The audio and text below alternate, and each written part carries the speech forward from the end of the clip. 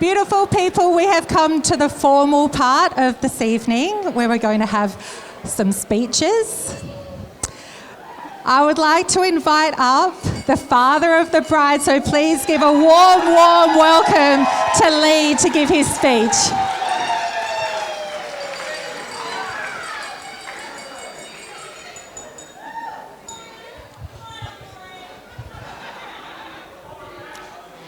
Okay, so what a day. Perfect. Look at these two. What a good-looking couple, eh? Perfect. Okay, so for those of you that don't know me, I'm usually very quiet and very reserved. So a few of those, and I'm going to be all right as long as I don't get any heckling from my mates. That'll be Dean, Scott, and cousin Claire and Chris. Anyway, so there's been a lot of planning, and we're here to celebrate the union of these two brilliant people that I love to bits. Firstly, a big thanks to Mark. I don't know whether Now, Mark and all his crew have done a great job, and whoever you talk to in McLaren Vale, and you say, we're at Lloyd's and Mark's doing it, they go, you've got the best. So, you know, it's a really stressful time for a young couple, but Mark has made it as easy as it can be. I want to thank Sarah, the MC, and Floris and everybody that's got it together, Scott and Nick for being the chauffeurs for the bridal party. I want to thank you all for coming, and you've made the day by all being here. You've come from all over Australia to make this day brilliant. But there is 13 people here that I want to really thank, because they have come over 17,000 kilometres, 13 of them, all from Britain, mainly from little old Caister, to celebrate this union. And I know how much Chloe and Michael appreciate it, and me and Sarah do. Some of them have pushed themselves financially.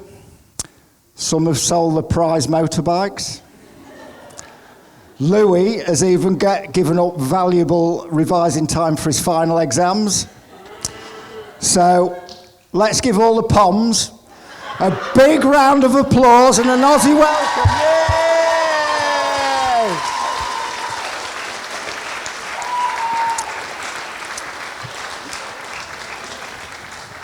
So where to start? Let's start before the beginning. Chloe before she was born. She couldn't make her mind up. And that was a theme that carried on for a few years. When was she going to arrive? Was she going to be breech or not? Was it going to be a normal birth? Would it be a caesarean? The morning of the caesarean came round, and Chloe turned round back into a normal position. And the doctor said, scrap the caesarean, it's going to be a normal birth. But the midwife whispered to me, it's going to be a big baby and a difficult birth. Make a fuss.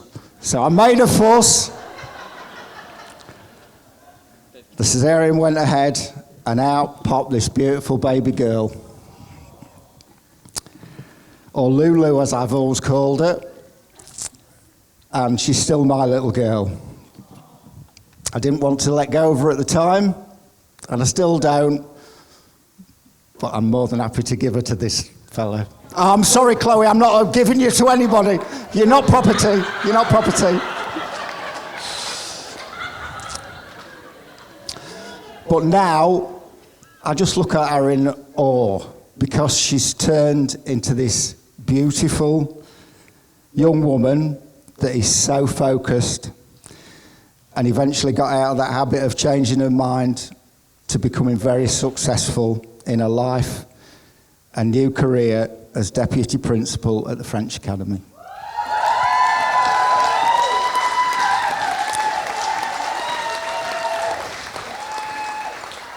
The one thing she was sure about from day one was Michael. From the minute I saw them together over 7 years ago, I knew she was totally devoted to him. As you all know, they just laugh together all the time. It's just brilliant to see it. And I've never actually heard either of them say a negative thing about each other. And as parents, that's all you want, happy kids. Anyway, back to baby Chloe. She was quiet. She didn't cry much. But it wasn't long before we realised she was bloody determined. If she took a dislike to anybody, she'd scream the house down. She hated anybody with a beard. My poor brother Ian, who had a beard at the time, would go to pick her up, and she'd scream the house down. Luckily, that changed as she ended up with possibly the hairiest man on the planet. Now, she also had a really worrying habit of dropping her knickers when she couldn't get what she wanted.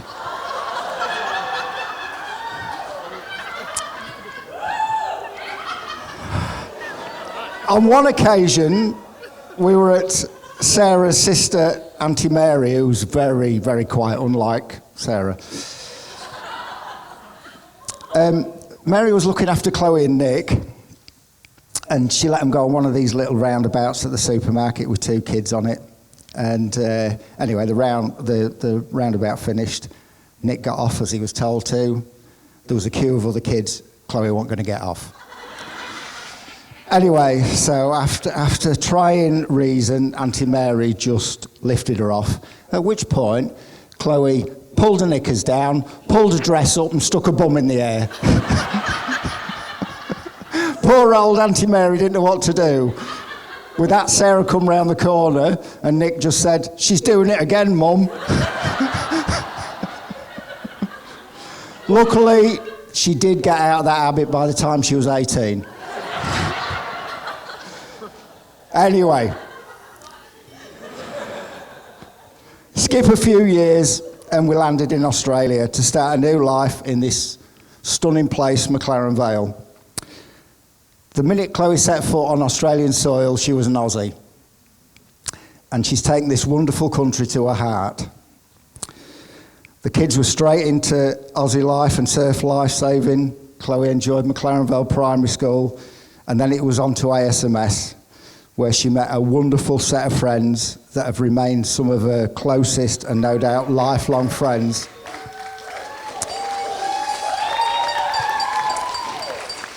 They're all here today, as is Chloe's friend from Caister from being 5 years old. A first friend from McLaren Vale Primary School, and all her first work friends. And I know friends mean everything to Chloe, so I'm so pleased that you're all here. All of you. Now, these friends from ASMS, they like to party. And our house seemed to be the party venue. Now, there were rules when these parties started, and Sarah and I were always there. These rules were usually broken. I'm not going to say who by, because they're here. The only thing is, they did have a Scottish accent.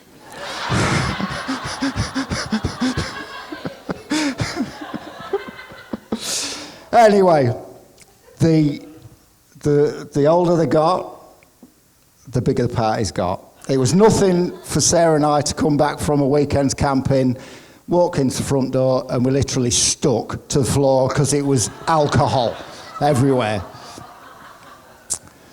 Sarah and I were actually trekking through the jungles in Madagascar once, and we got a fleeting bit of reception, and up popped a picture of vomit all over our drive from a neighbour after one big Sea and Vines party.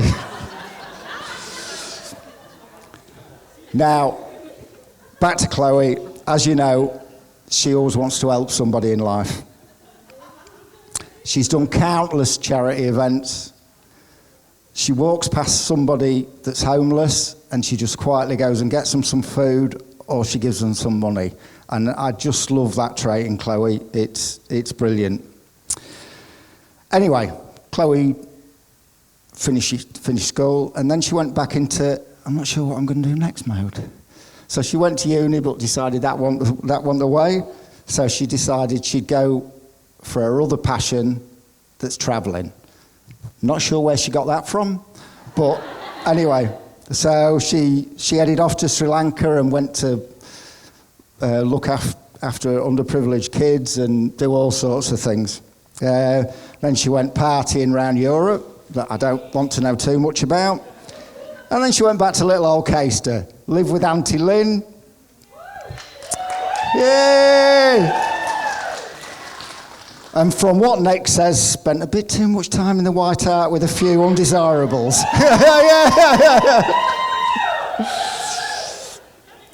Anyway, then she decided she was going to come back after a year, told us she was going to go to India, and we thought, oh no, this beautiful blonde-haired, blue-eyed girl going through India. But I needn't have worried. That smile, that engaging personality, she even got friendly with a family in a slum in Jaipur because that's the way Chloe is. Anyway, she got back to Adelaide and she got into Adelaide Uni, which was, she loved it. And what she chose with such a passion, again, that need to help people. She did women's rights and Indigenous studies and international development. So we were soon being told what we could say and not say about women's rights and Aboriginal Australians. Then came our Michael. We knew for a few weeks something was different. She told us a few snippets, but not a lot. She was very nervous, I could tell, obviously, with what the celebrant was saying tonight about this, is it happening, isn't it? And anyway, we were away on holiday, and Michael decided apparently to come down to McLaren Vale because we were on holiday. But he was in for a bit of a shock. One of their first big dates, they went to a restaurant in McLaren Vale that shall remain nameless. Chloe ordered a meal that should never have had peanuts in it, but it did. And Chloe went into full anaphylactic shock. They had to call the ambulance, and Michael went with her to hospital, stayed with her. After I heard about that, I thought, if he stays around, he could be the one. He could be the one. It wasn't long before we met Michael. I walked in from work, and there he was, this good-looking fella, looked down at me. Or as Michael likes to think of himself, a Spartan warrior. But I could tell he was nervous. I grabbed his hand and I shook it, and I looked at him straight in the eye, and he knew I was thinking, if you treat my little girl right, mate, we're going to get on just well. But you know what? I ain't worried. He's the kindest, the happiest, the funniest guy on the planet, and he has made my little girl the happiest girl on the planet.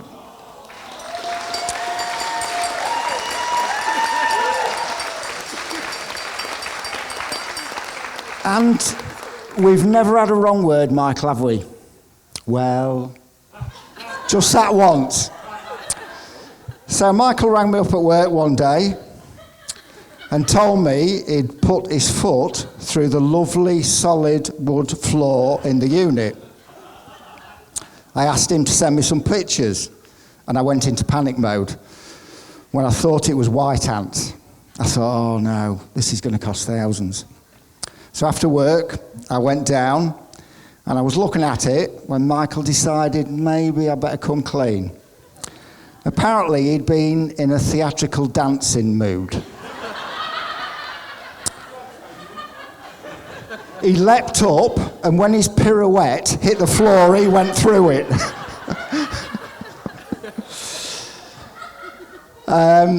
Anyway, apparently I came out with a few expletives, told him he could pay for it. And apparently, according to Michael, on the way out, I mumbled, "It's time you got your bloody driving licence."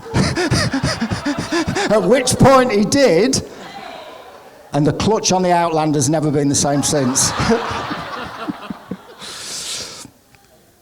Now, it wasn't long after we met Jim and Faye and their wonderful family. And they treated us like family straight away. They made us feel so welcome, and we were there for Sunday roast lamb, and experienced that wonderful mix of Greek-Australian hospitality. And we really do all feel like we're all part of the same family. And I know at this point you should say, "Oh, I want to welcome Michael to the family." I don't need to, because he's just been part of the family for 7 years. So, as have Jim and Faye.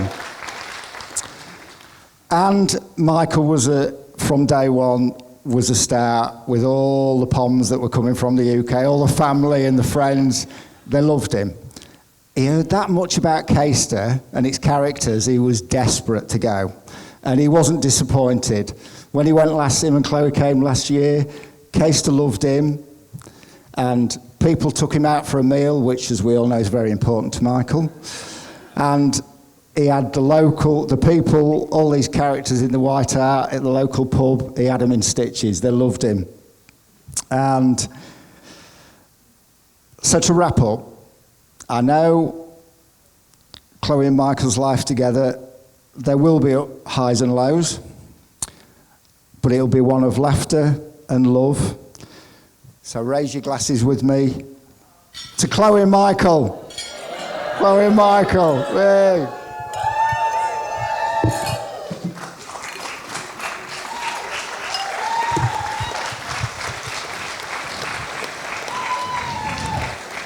Thank you, Lee. Now I'd like to welcome up the father of the groom, Jim. So please give him a warm welcome, and he's going to make his speech.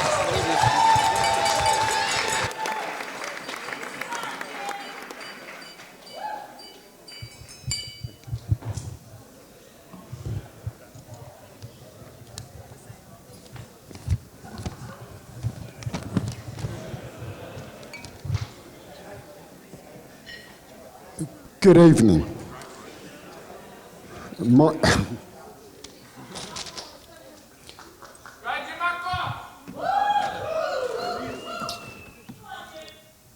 My name is Jim Katsambas.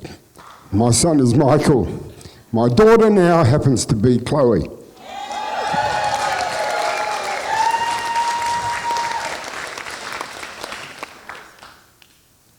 And we have a granddaughter who's 10 months old. About a month ago, I saw in her something I'd forgotten from my own boys. She smiled, that innocent smile babies give you when they recognise you. And that reminded me of something else. Because at my age, I need to be reminded of many things. Many years ago, my wife and I went out in I've forgotten the word. It was just going out, and we'd met some people. We were at this event, we just talked. And at the time, I said to this group, the most interesting people on this planet are my sons.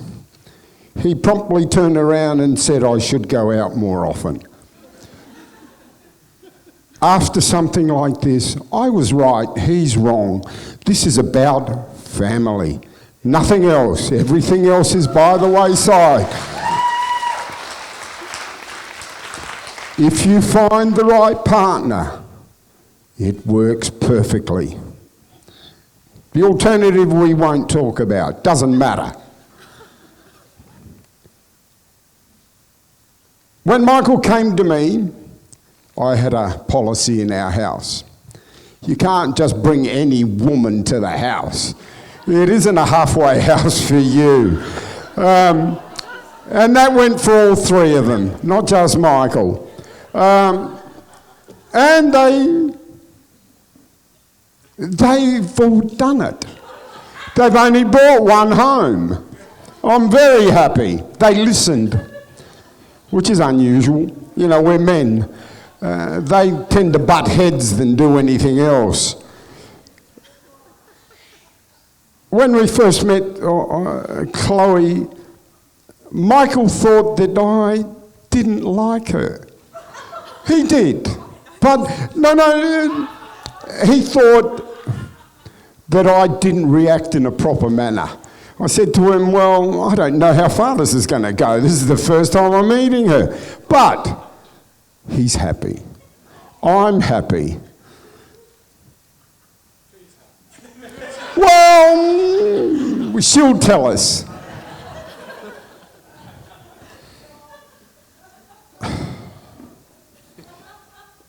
Actually, I'll keep it short and sweet. May your marriage be filled with love, understanding, happiness, laughter. You've already got it, so you know what you need, so you better just keep doing the same thing. Then I'm going to leave it there. But the final word is I'd like to thank Ada, that international jet setter who came all the way from Caister. Appleby. Is that another village? Yes. Thank you for laying out the flowers very stylishly. Okay, thank you from me. Enjoy your night. Have a good time. Thank you, Jim.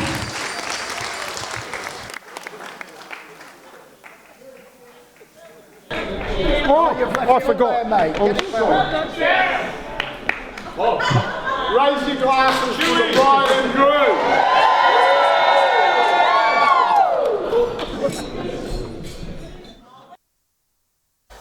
Good evening again, beautiful family and friends. I hope you're having the best night. We're going to continue with the second round of speeches.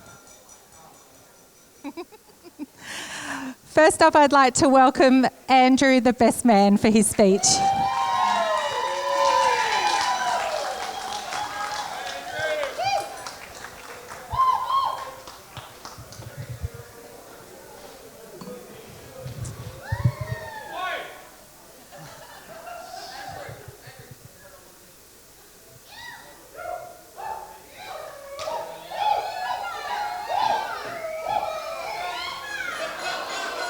Are you ready?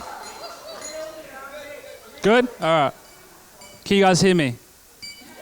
All right.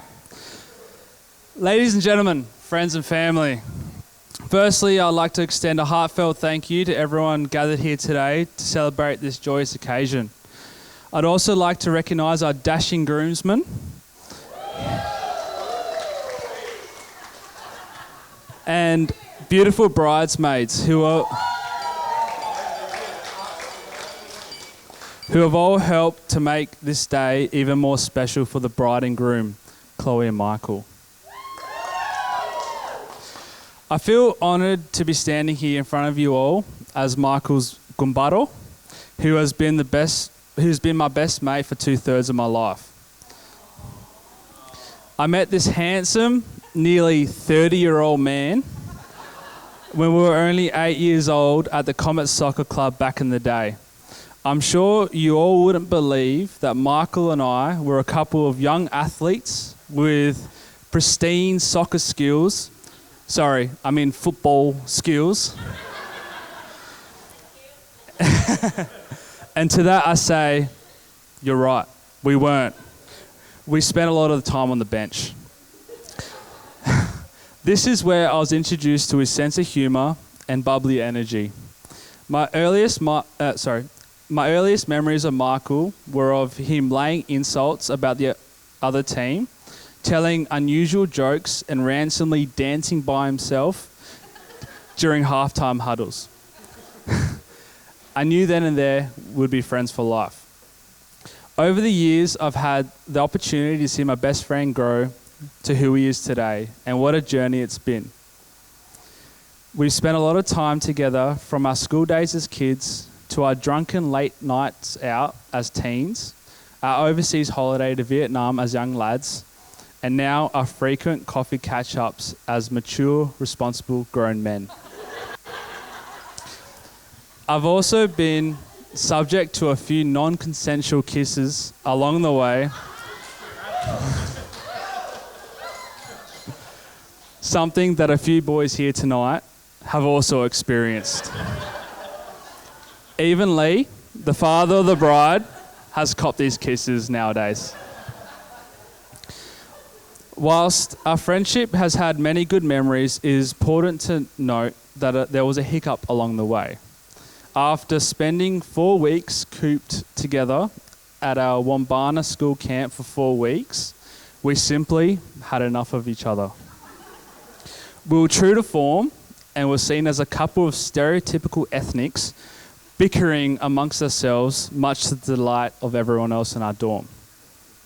But that was simply the first and only time of the 20 years of knowing each other that we didn't get along. Luckily, as soon as we returned from camp, it was back to normal. Looking back, it is truly hard to describe our friendship through specific events or experiences. No story, whilst I've got many, would give it justice. Michael has given me so many cherished memories that I'll never forget, and to that I can only say, thank you, Michael. If I was to describe my best friend, it would be as one of the funniest, caring, and life-loving people that I've ever met. I'm sure this is something we could all agree on, and his infectious personality is evident in the number of friends and family here tonight. I'd also like to mention the success of his health journey of the past year.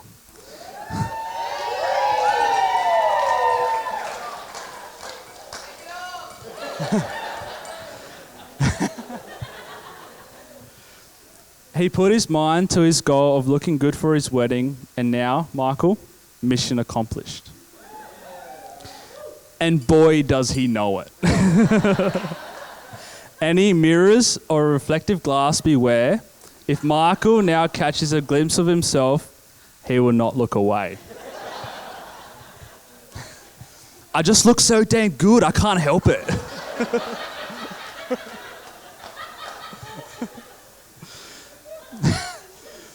But tonight, Michael, I'm sorry, you're not the only star of this show. Chloe, you look stunning, and your meticulous planning and attention to detail towards tonight has paid off, and tonight has been flawless.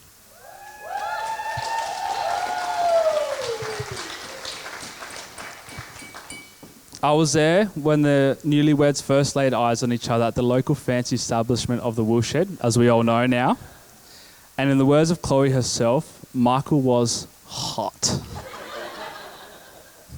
From there, their relationship bloomed.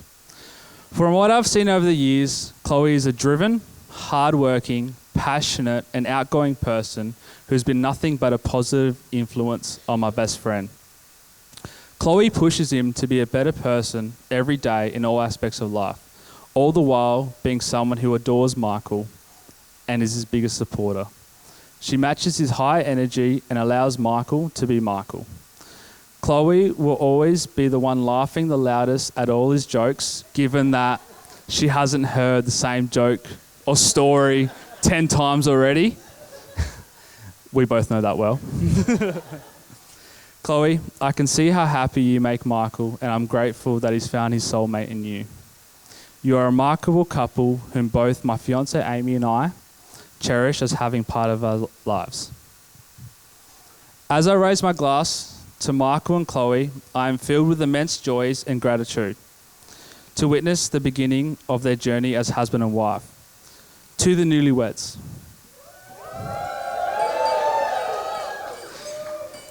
may your days be filled with laughter, your hearts with love, and your future with everlasting happiness. I love you both. Cheers.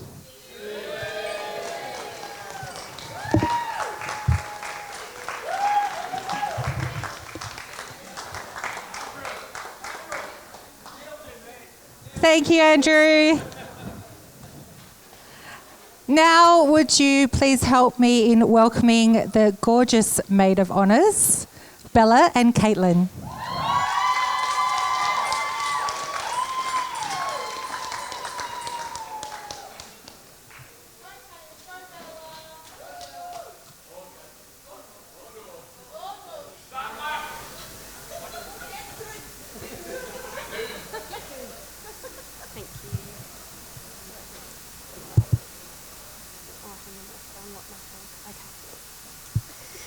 Hi everyone.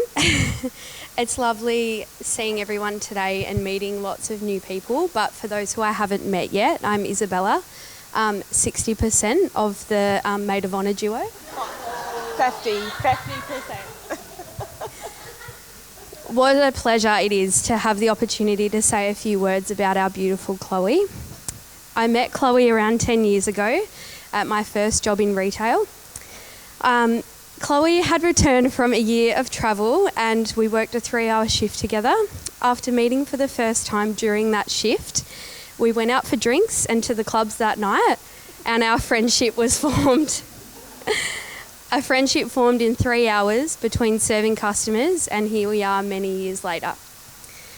While many of our early stories start with Sweet Lips Moscato and lemonade, the Woolshed, Nutrimedics leg bronzer, and Hungry Jack's veggie burgers, some of my favourite memories with Chloe are the Sundays spent in my bed or on my lounge of whatever share house I was living in, reliving the night before and laughing for hours. As we've grown up, physically we're apart now, living in different towns and having newfound responsibilities, but our friendship has never changed and the distance is no match for the memories we make while we're together. Chloe looks the happiest when she's laughing, so it's only fitting she's married the famous comedian and actor Michael Katzenberg.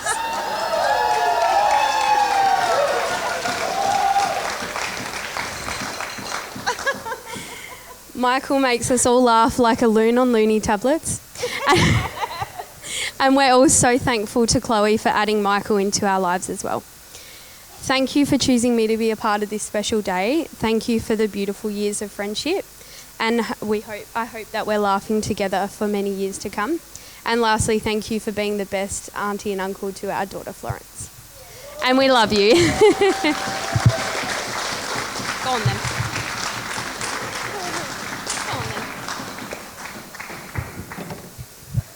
Hello everyone.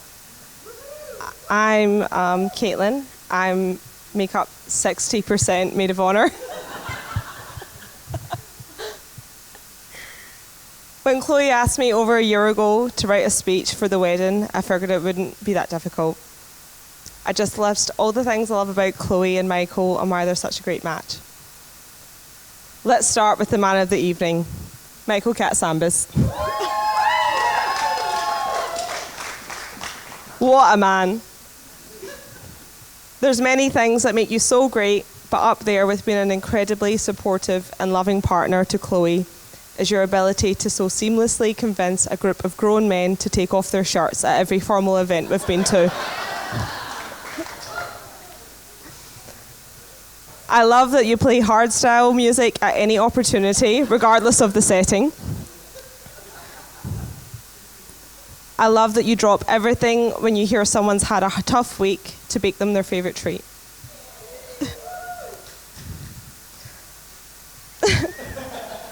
But what I love most about you is your undeniable love for Chloe. I couldn't have picked a more fitting man to be her full-time cheerleader. With your terrible music and musical taste and all, please never change.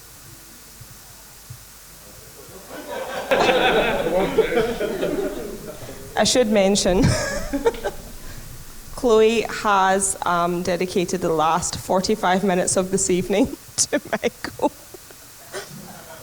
That's the only 45 minutes he gets in this whole night. So prepare yourselves. Now, Chloe, my bestie, my personal trainer, and the person I often tell my partner Jaden is actually my for real soulmate. Our friendship goes way back to when we were 14 and 15 years old, running amok at school and quite frankly being terrible students. I do not know how you, Morgan, and I managed to get selected for an international science trip to New Caledonia. And although we may have learned absolutely nothing about water sanitation, boy, do we have some childhood memories to last a lifetime. I love your lust for life and can-do attitude. I love that I can call you at any time of the week and you're always down for a coffee, a walk, or a wine. Unless it's Sunday morning, because Sundays are always reserved for Body Attack with Sorsha.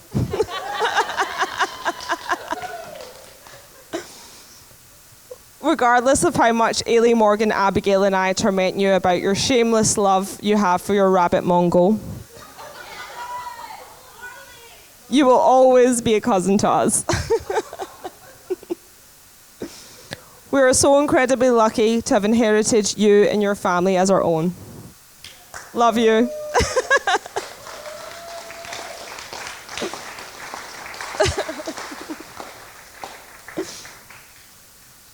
Whenever I'm with you, I feel like everything is less serious and more fun.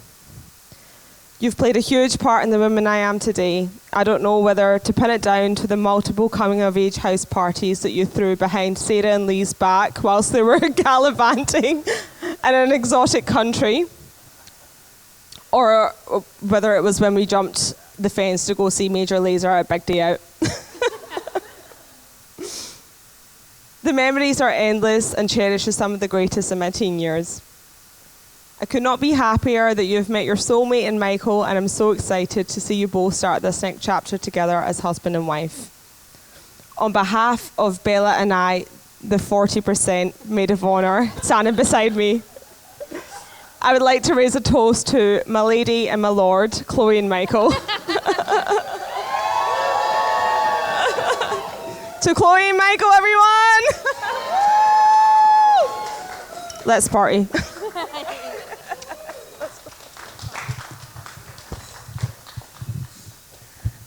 Thank you, Bella and Caitlin. Okay, we have the next speech, which is the bride and groom that we've all been waiting to hear from. Welcome, Mr. and Mrs. Katsambas, the bride and groom, the guests of honour. I think you can feel the love in the room for you both. Thank you very much, Sarah. All right. Hello, everyone. How are you? Hey, pump it up. All right, let me first start off by saying, yes, I did shit in Peru. But there is a whole story behind it that you do not know. No. I can go into detail, but not tonight. Meet me at the back. But that one night in Peru does really express who our relationship together. Not in that way, but I did not want to do that trek. Not one bit. But Chloe was so adamant that she wanted to do it, and she wanted me. She pleaded for me to come with her. And she said, I can't do it without you. This is going to be a great experience for both of us. I said, fine. And thank you, Papa. But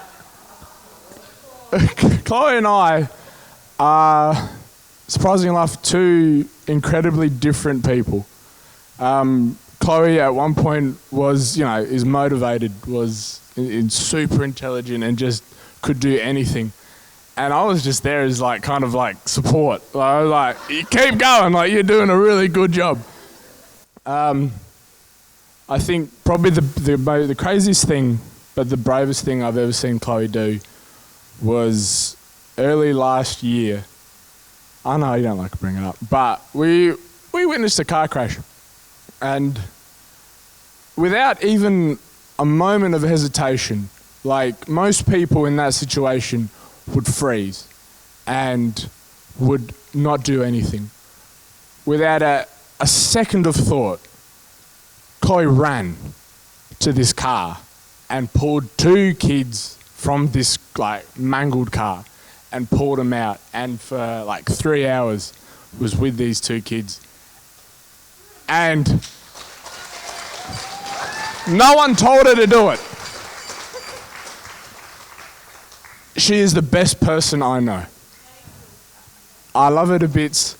She is amazing. I know this is corny, but I love you that much that I'm just a cheerleader for you. I really am.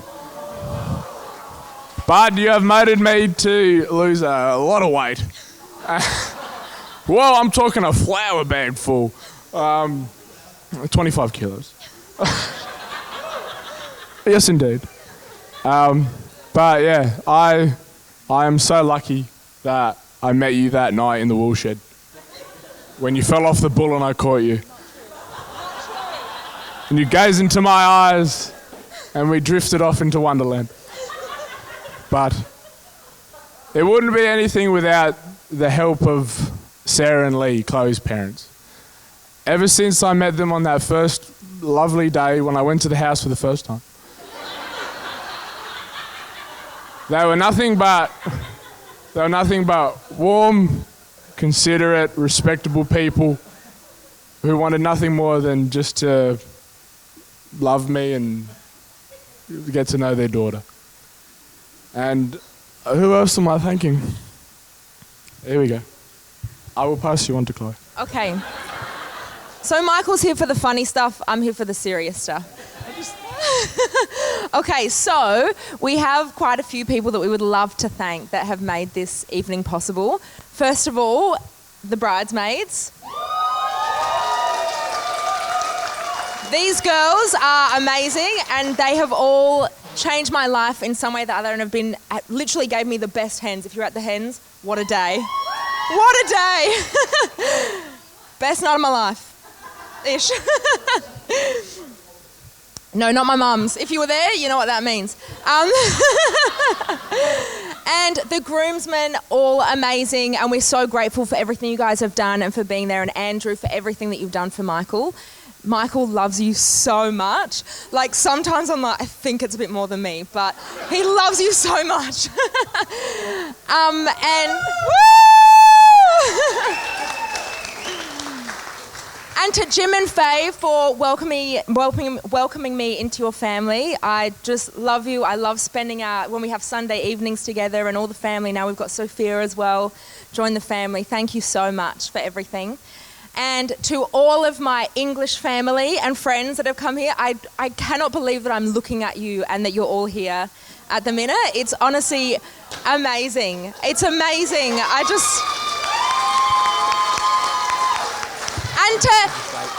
And to Ava, who we were like 5 years old dancing, and who would have thought that we would have been here now in Australia, and you're just amazing. And to Ada, our beautiful flower girl, who did the best job ever. You're all amazing, and you all have had such a huge impact on my life, and I just can't believe that you're all here. And to all of our people that have come from interstate, we have lots of people from Melbourne. Woo! Melbourne. We got Northern Territory, Morgan Riley. We've got Perth, Johnny. We've got New South Wales. We got Michael and Courtney, New South Wales. Claire and Richard, Melbourne. We got lots of people from Melbourne. No one from Tasmania, thank God.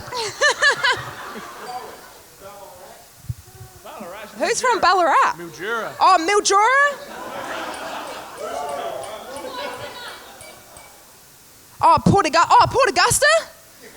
All the way? Woo! Narracourt. All right, now we're just listening. Yeah. Everyone that's travelled. Brompton. So thank you from the bottom of our hearts for travelling here. It means a lot to us that you all made the effort to come here. And a huge thank you to my mum and dad that literally have done so much work for this wedding. My mum handpicked and dried all of the rose petals that were confetti. They have done so much. They've cleaned all the vases, you name it. They've done it and they've been there. And also Scotland. We've got Hannah and Tim come from Scotland as well. Woo! So thank you so much. Grimsby. Oh, Grimsby! Woo! Ay, ay, ay!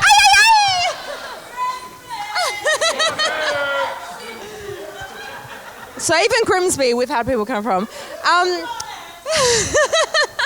So thank you so much to everyone near and far that has made the effort to come. It really means so much to Michael and I. And, well, I just want to thank myself as well because I organised this, so...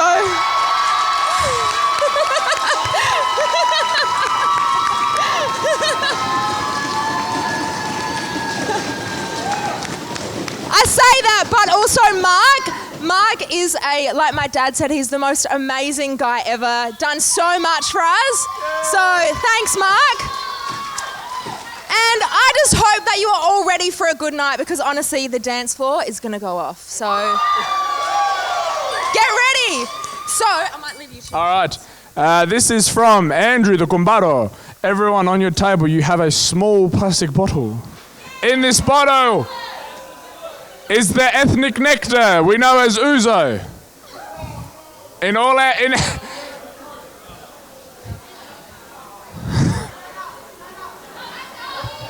Joshua, Ada, and Noah, don't do it. Put it down. We'd like everyone to stand. Up. We'd like you to stand and toast our marriage by drinking the whole bottle. Stiniasas, Slonch, Oppenatum. Thank you very much. Cheers.